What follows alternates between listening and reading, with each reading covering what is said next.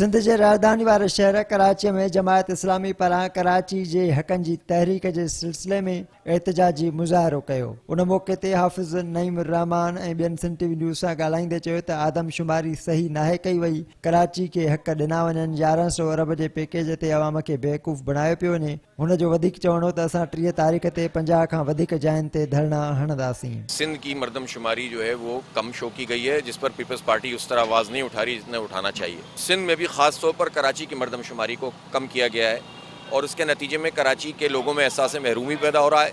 इन्होंने हमारे ऊपर ये बहुत बड़ा कारी ज़र्ब लगाई है कि हमारी आधी आबादी ये खा गए हैं। हमें खैरात नहीं चाहिए, हमें हक़ चाहिए।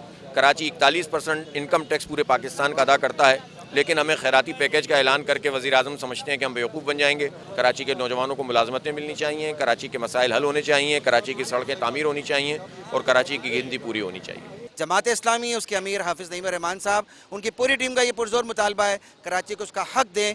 मरदमशुमारी जो है उसको सही तौर पर आप कैलकुलेट करें। जमात इस्लामी पारां 30 तारीख़ ते कराची जे 50 हंधनि ते धरननि हणण जो ऐलान पिणु कयो आहे।